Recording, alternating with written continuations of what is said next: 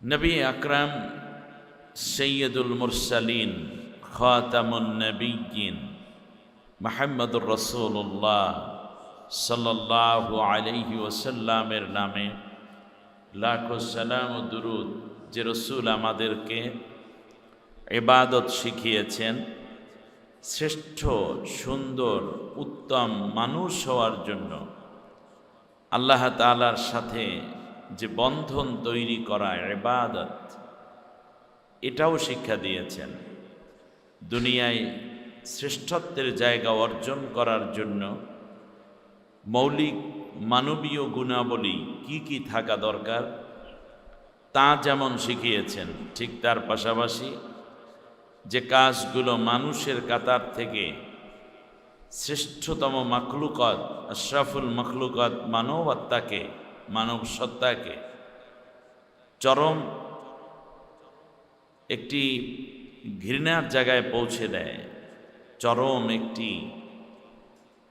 অপমানের জায়গায় পৌঁছে দেয়, ওই কাজগুলো আমাদের সামনে বলার দ্বারা আমাদেরকে সতর্ক করেছেন। কারণ আল্লাহ রব্বুল আলামিন কোরআনুল কারীমের মধ্যে চমৎকার করে বলেছেন, লাকাদ খালাকনাল ইনসানা ফি আহসানি তাকওয়িম। মানুষকে আমি উত্তম অবয়বে, উত্তম আকৃতি এবং সত্তায় তৈরি করেছি। তুম্মা রাদাদনাহু আসফালা সাফিলিন। আবার এই মানুষ কি আমি অপমান এবং লাঞ্ছনার নিম্ন থেকে সর্বনিম্ন স্তরে নিক্ষিপ্ত করেছি। একদিকে আল্লাহ রাব্বুল আলামিন কোরআনুল কারীমের মধ্যে বলেছেন, ওয়ালাকাদ কাররামনা বানি আদম। আমি আল্লাহ তাআলা আদম সন্তানকে সম্মানিত করেছি। এই সম্মানিত করার পর আবার আল্লাহ তাআলা বলছেন, ওয়ালাকাদ যারানা লিজাহান্নামা কাসীরাম মিনাল জিন্নি ওয়াল ইনসি লাহুম কুলুবুন লা ইয়াফকাহুনা বিহা ওয়ালাহুম আ'য়ুনুন লা ইউবসিরুনা বিহা ওয়ালাহুম আযানুন লা ইয়াসমাউনা বিহা উলাইকা কাল আনআমি বাল হুম আদাল উলাইকা হুমুল গাফিলুন। আমি মানুষকে এবং জিন জাতি, মানুষ এবং জিনের মধ্যে এমন কিছু তৈরি করেছি, তাদের উপযুক্ততাই হলো তারা জাহান্নামে যাবে। তাদের বৈশিষ্ট্য হলো এরকম যে তাদের অন্তর আছে, কিন্তু অন্তর দিয়ে তারা অনুধাবন করে না, তারা চিন্তা করে না, গবেষণা করে না।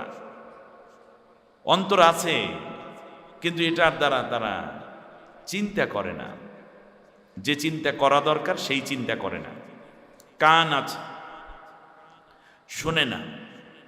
শুনে না মানে হচ্ছে শুনতে পায় না, বিষয়টা এরকম না। অর্থাৎ শোনে, কিন্তু যে কথা শোনা দরকার সে কথা শোনে না, শোনে উল্টাপাল্টা।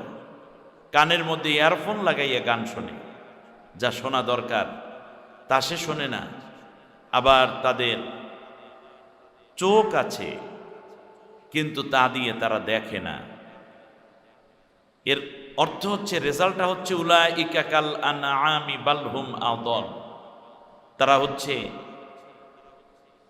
চার পায়া জানোয়ারের মতো। মানব কুলে জন্মানো মানুষটি, যাকে আল্লাহ বলছেন মহাসম্মানিত, আবার আল্লাহ অন্য আয়াতে বললেন তাদের মধ্য থেকেই একদল এমন আছে যারা চার পায়া চতুষ্পদ প্রাণীর মতো।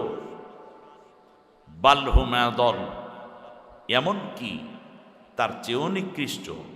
অর্থাৎ চতুষ্পদ প্রাণীর কিছুটা হলেও কোনো কোনো ক্ষেত্রে অনুধাবন শক্তি, বুঝ শক্তি আছে, কিন্তু মানবকুলে জন্মানো এই নামধারী মানুষটার পশুত্বের চেয়েও জঘন্য আচরণ এবং পশুত্ববাদ তার ভিতরে প্রতিষ্ঠিত হয়ে আছে।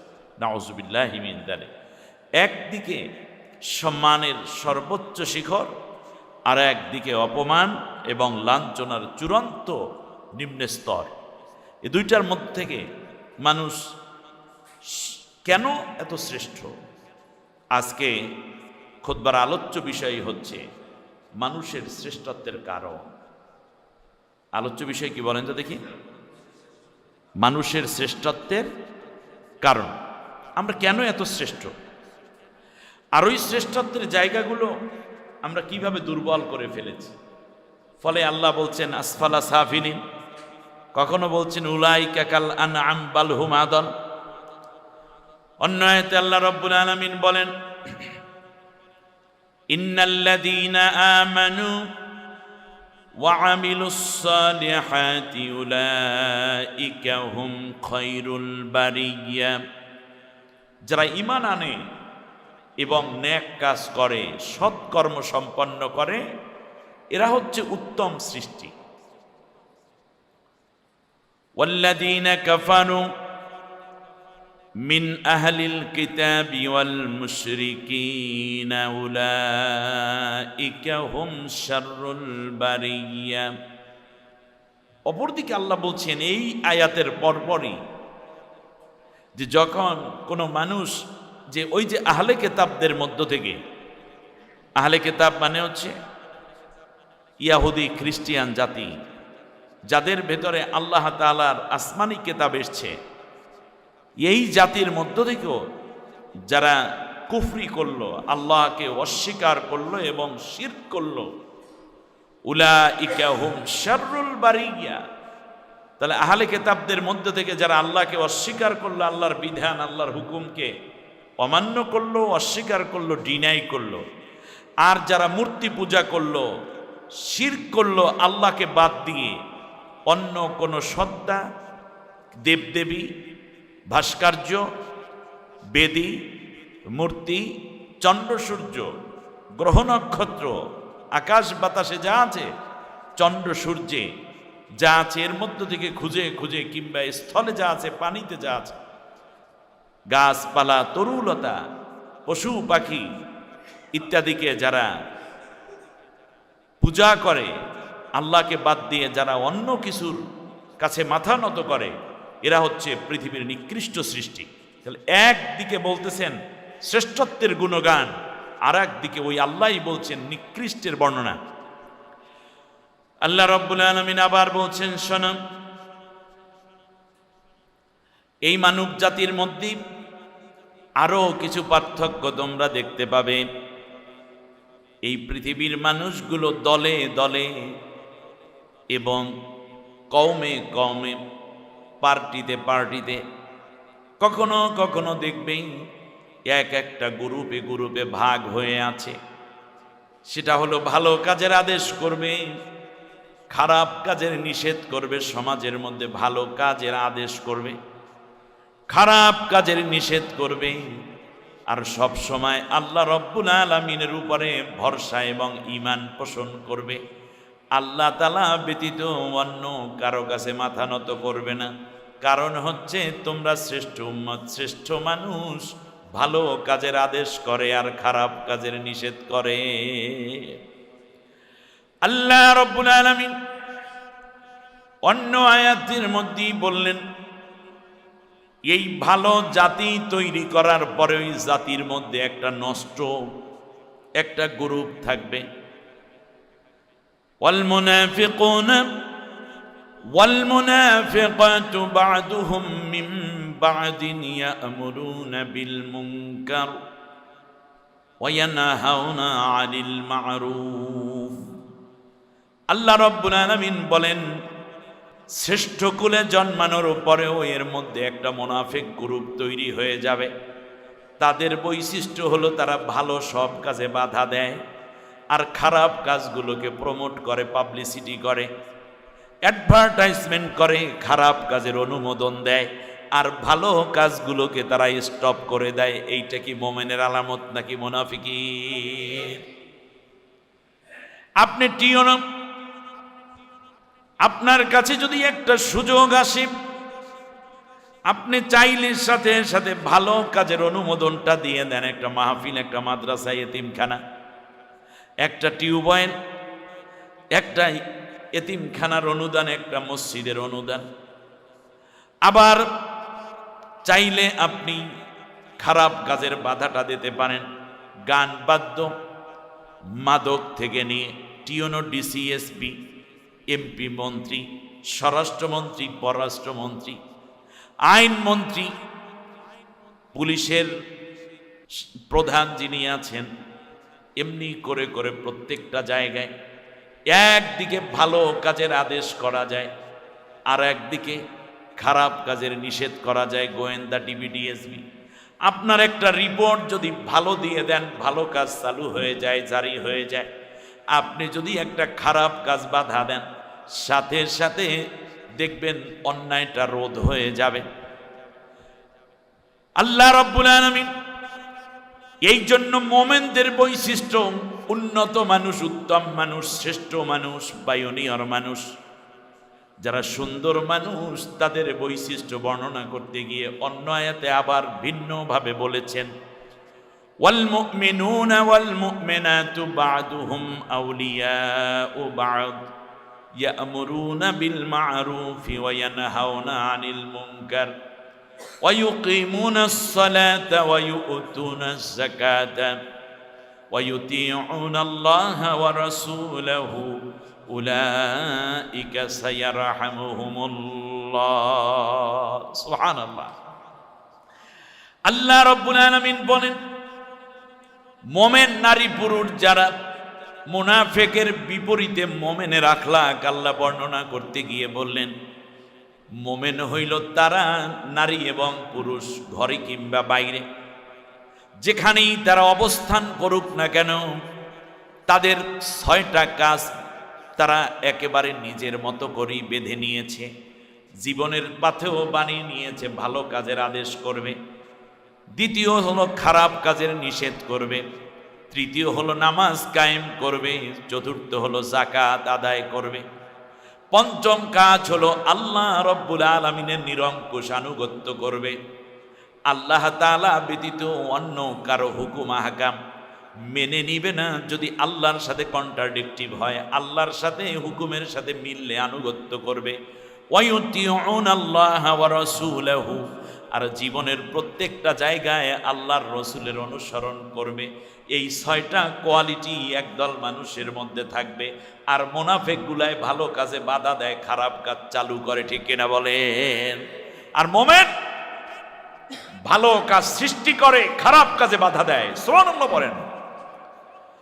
আল্লাহ রাব্বুল আলামিন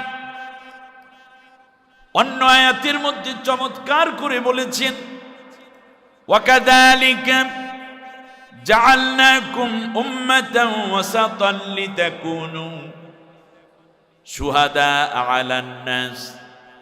শোনো মানুষেরা, وَيَكُونَ الرَّسُولُ عَلَيْكُمْ شَهِيدًا। আল্লাহ তাআলা বলছেন, তোমরা হইলে এমন এক উম্মত, وَكَذَلِكَ جَعَلْنَاكُمْ أُمَّةً وَسَطًا شُهَدَاءَ عَلَى النَّاسِ। তোমরা মানুষের উপর সাক্ষ্য দিবে। সুবহানাল্লাহ বলেন।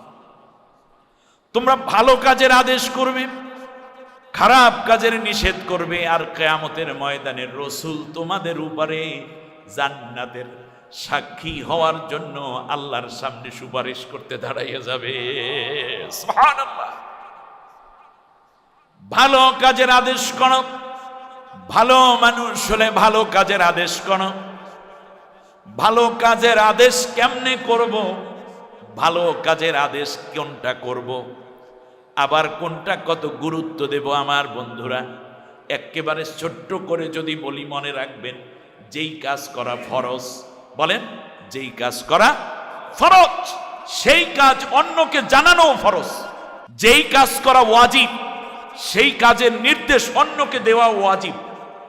যেই কাজ করা সুন্নত, সেই কাজের অর্ডার অন্যকে দেওয়া সুন্নত। যেই কাজ করা মুস্তাহাব, সেই কাজের অর্ডার করা, সেটার পাবলিসিটি করা মুস্তাহাব। কিন্তু আজ দুঃখজনকভাবে আমাদের দেশে কতিপয় আলেম বক্তা এবং আমরা অনেকে এরকম আছি, যেই কাজ করা মুস্তাহাব সেটাকে ফরজের মতো দাওয়াত প্রচার করতেছি, আর যেই কাজ করা ফরজ নিজে করি কিন্তু ফরজের মতো গুরুত্ব দিয়ে অন্যের কাছে তা পৌঁছাই না। মিলাদে কিয়াম করা লাগবে কিনা, ইয়া নবী সালামু আলাইকে আসতে বলবে না জোরে বলবে, বলার সময় হাত বাঁধবে নাকি হাত ছেড়ে দিয়ে রাখবে? আহা, এই কাজকে প্রচারের মাধ্যম বানিয়েছে, আর শেষ পর্যন্ত মানুষেরা লক্ষ লক্ষ টাকা খরচ করে এই কাজের প্রচারের জন্য, বক্তা নিয়ে আসে।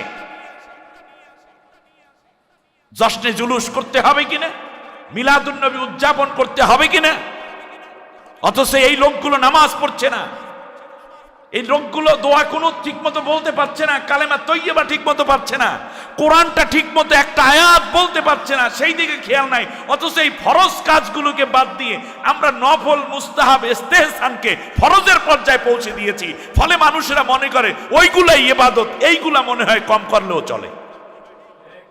একটি উম্মাহ শেষ হয়ে যাচ্ছে, একটি জাতি শেষ হয়ে যাচ্ছে। আজকে বহু ওয়াইজিন আছে যারা তার বাবার গল্প, খাজার গল্প, পীরের গল্প, মুরিদের গল্প, অমুকের কাহিনী, তমুকের কাহিনী বলে বলে গোটা ময়দানের মধ্যে সময় পাস করে দেয়। আল্লাহর ওয়াজ তারা করে না। ওয়াজ হওয়ার কথা ছিল শুধু আল্লাহর, আমি কিসের নতুন ওয়াজ করব? আল্লাহর ওয়াজ কইরিতে আমি সময় পাই না, আমার নিজের কোনো ওয়াজ নাই, সব ওয়াজ হবে কার? আর আমাদের শ্রোতাদের উচিত আল্লাহর ওয়াজ করলে আমরা শুনবো, তোর বাবা 14 গোষ্ঠীর ওয়াজ করলে আমরা শুনবো না। কারণ আল্লাহর নবী বলেছেন, মান ক্বালা বিহি সাদাকা, যেই এই কোরআন দিয়ে যে কথা বলে সে সত্য বলে, ওয়ামান হাকামা বিহি আদালা, কোরআন দিয়ে যে বিচার করে সে ন্যায় বিচার করে, ওয়ামান আমিলা বিহি উজরা, যে কোরআন দিয়ে কাজ করবে, আমল করবে, তার জন্য আল্লাহর কাছে আছে পুরস্কার, ওয়ামান দাআ ইলাইহি হাদা, যারা মানুষকে কোরআনের দিকে ডাকে ওই মানুষগুলোকে আল্লাহ হেদায়েতের উপরে রাখে, ওয়াহুদিয়া ইলা সিরাতিম মুস্তাকিম, আর ওই ডাকে যারা সাড়া দিবে সবাইকে আল্লাহ সিরাতাল মুস্তাকিম নসিব করে দিবেন। সুবহানাল্লাহ বলেন। প্রত্যেক ওয়াক্তে নামাজের মধ্যে প্রতি রাকাতে বলি ইহদিনাস সিরাতাল মুস্তাকিম, আর আল্লাহর নবী বললেন তোমরা যদি কোরআনের দিকে যারা ডাকে তাদের ডাকে সাড়া দাও তাহলে আল্লাহ সিরাতাল মুস্তাকিম তোমাদেরকে নসিব করে দিবেন। কারণ কোরআন এসেছে সিরাতাল মুস্তাকিম দেখাতে। আল্লাহ তাআলা বলছেন, ইয়াহদি মাইয়াশাউ ইলা সিরাতিম মুস্তাকিম। সুবহানাল্লাহ। এই কোরআন যে চায় তাকে সিরাতাল মুস্তাকিম দেখাই দেয়। সুবহানাল্লাহ বলেন। ওয়া আনি আবুদুনি হাদা সিরাতুম মুস্তাকিম। আল্লাহর নবীগণ বলতেন, আসো আমরা সবাই এক আল্লাহর ইবাদত করি, আল্লাহ রব্বুল আলামিন আমাদেরকে সিরাতাল মুস্তাকিম নসিব করে দিবেন। সুবহানাল্লাহ। লুকমান আলাইহিস সালাম তার সন্তানকে ওয়াজ করেন। সুবহানাল্লাহ। আমরা তো অনেক ওয়াজ এরকম আছে, বাইরে বড় বড় ওয়াজ, ভিতরে ওয়াজ নাই। হুজুরের বউ বেপর্দা, হুজুরের ছেলে পেশাব করে পানি লয় না, এরকম কিছু বক্তার সন্তান তৈরি হয়ে গেছে। বিশাল বক্তা, যে দেখা যাচ্ছে মেয়েটা ওইভাবে নাই যেই মানে থাকার কথা মানুষ চিন্তা করে। আমার কথা আপনারা বুঝতে পেরেছেন? এরকমও দুই একজন হুজুর বাইরে ওয়াজ করে কিন্তু ভিতরে অবস্থা খারাপ। এই ওয়াজ তো শুধু হুজুরেরা করে না, ওয়াজ করতেছে ক্যানভাসার, তার 5 টাকার এক প্যাকেট ঔষধ বেচার জন্য গুলিস্তানে দাঁড়াই দেখবেন ওয়াজ করছে। ওয়াজ করতেছে রাজনীতিবিদরা, কি দারুণ ওয়াজ, সুদ মুক্ত হবে সমাজ, ঘুষ মুক্ত রাজনীতি করব আমরা, দুর্নীতি মুক্ত জাতি দেব, মাদক মুক্ত সমাজ দেব, 1 পয়সা দুর্নীতি করা যাবে না, আমরা এই বানাবো সেই বানাবো, হ্যাং বানাবো, কত ওয়াজ। আর চায়ের টেবিলে গিয়ে জনগণের টাকা ভাগ বাটোয়ারা করে দিয়ে দেয়। রাস্তা ভাঙ্গাটা ভাঙ্গাই আছে, আমি বানাই বলতেছি, আমি আসমান থেকে পড়ছি মেয়ে আন্দাজি। বর্তমান সমাজে যারা রাজনীতি করে কয়েকজন বাদ দিলে প্রায় বয়সী তো আমরা একই বয়সী। আমি তার মঙ্গল গ্রহ থেকে পড়িনি, ছোট হয়ে এই পর্যন্ত আসছি। কত রাজনীতিবিদ দেখলাম, প্রধানমন্ত্রী দেখেছি, প্রেসিডেন্ট দেখেছি, কত টিওনো ডিসি দেখেছি, কত এমপি দেখেছি, মেম্বার চেয়ারম্যান একের পর এক দেখেছি। তাদের চরিত্র তো আমরা দেখি। জনগণের সামনে এক ধরনের ওয়াজ করে আর নির্বাচিত হওয়ার পরে আর এক আমল শুরু করে দেয়, আছে না নাই? বরং সবচেয়ে গরম ওয়াজ ওই রাজনীতিবিদ করে যে সবচেয়ে বেশি আকাম কুকাম করবে বলে আজকে নির্বাচন করে যাচ্ছে। আল্লাহ তাআলা বলছেন তোদের ওয়াজ দরকার নাই, আমি কিছু ওয়াজ দিয়ে দিলাম, এগুলো শোন। আমার ভাইয়েরা, আল্লাহ রাব্বুল আলামিন সূরা লোকমানের মধ্যে লোকমান আলাইহিস সালাম যখন তার সন্তানকে উপদেশ দিচ্ছেন, 9টা উপদেশ দিচ্ছেন। কয়টা? আল্লাহ রাব্বুল আলামিন বলেন শোনো, ওয়া ইয ক্বালা লুকমানু লিবনিহি ওয়া হুয়া ইয়াইযুহু, যখন স্মরণ করো সেই সময়ের কথা যখন আমার বান্দা লোকমান তার কলিজার টুকরা সন্তানকে ডাক দিয়ে বললেন, আমার সন্তান আমি তোমাকে কিছু ওয়াজ করতেছি। কি করতেছি? জোরে বলেন কি? ওয়াজ শব্দটা আমাদের কাছে খুব পরিচিত, সবাই বলেন কি করতেছে? আচ্ছা বলেন, ওয়াজ কে করতেছে? লোকমান। কাকে? ছেলে। আল্লাহ নিজেও ওয়াজ করেছেন। এই গোটা কোরআন ওয়াজের কিতাব, মাউইজাতুল লিন্নাস। আল্লাহ বলছেন আমি এই কোরআনকে বিশ্ববাসীর জন্য ওয়াজের কিতাব বানিয়ে দিয়েছি। আল্লাহ রাব্বুল আলামিন লোকমান আলাইহিস সালামের ওয়াজটাকে, নসিহতটাকে এত বেশি পছন্দ করেছেন কোরআনের মধ্যে, কোট করে কিয়ামত পর্যন্ত বিশ্বের বাবাদেরকে বললেন সন্তানদেরকে এমন করে তোমরা ওয়াজ শুনাইয়া দিও। ইয়া বুনাইয়া লা তুশরিক বিল্লাহ ইন্নাশ শিরকা লাযুলমুন আযীম। ও আমার সন্তান, আমি তোমাকে প্রথম ওয়াজ করতেছি আমার ব্যাপারে নয়,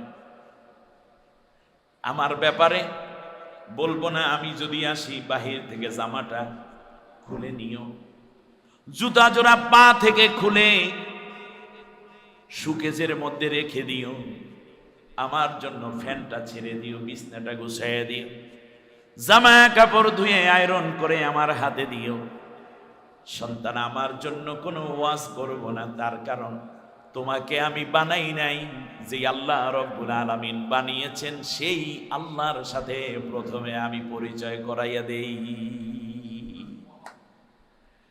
ওয়াজ করতে গেলে যে যেই পীরের মুরিদ, যে যেই লাইনের লোক, সেই দিকে ওয়াজ কইরা কইরা শ্রোতাদেরকে ডাইভার্ট করতে চায়।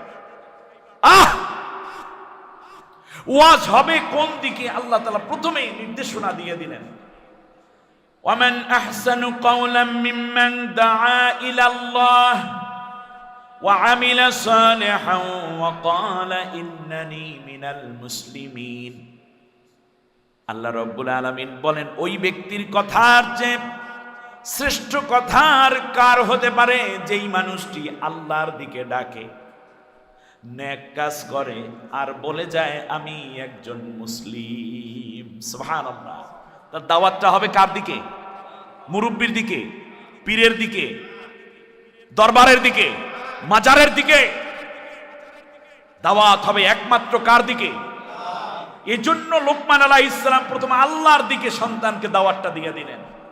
ইয়া বুনাইয়া লা তুশরিক বিল্লাহ, ও আমার কলিজার টুকরা সন্তান রে, আমার হৃদয়ের ধন, আমার নয়নমণি। ইয়া বুনাইয়া, হে আমার বেনা, আমার অস্তিত্ব, লা তুশরিক বিল্লাহ, তুমি আল্লাহর সাথে শিরক করো না। সুবহানাল্লাহ। আল্লাহর সাথে শিরক করো না। ওয়াজ করতেছেন কে? লোকমান আলাইহিস সালাম পিতা হয়ে। কাকে করতেছেন? ছেলেকে। মূলত এই কথাটা পছন্দ করে ফেলেছেন কে? রাইট। তাহলে প্রকারান্তরে কথাটা কার পর্যন্ত পৌঁছাইলো? কোরআনের মধ্যে কি লোকমানের কথা না, কথাটা আল্লাহর। মূলত কথাটা বের হয়েছে লোকমানের জবান থেকে, কিন্তু আল্লাহ এটাকে কোট করে নিজের কথা বানিয়ে দিয়েছেন। সুবহানাল্লাহ বলেন না? লা তুশরিক বিল্লাহ, আল্লাহর সাথে শিরক করবে না। ইন্নাশ শিরকা লাযুলমুন আযীম, শিরক করা হচ্ছে সবচেয়ে বড় জুলুম। সবচেয়ে বড় কি? তাহলে লোকমান আলাইহিস সালাম ওয়াজ করতেছে ছেলেকে শিরক না করার জন্য।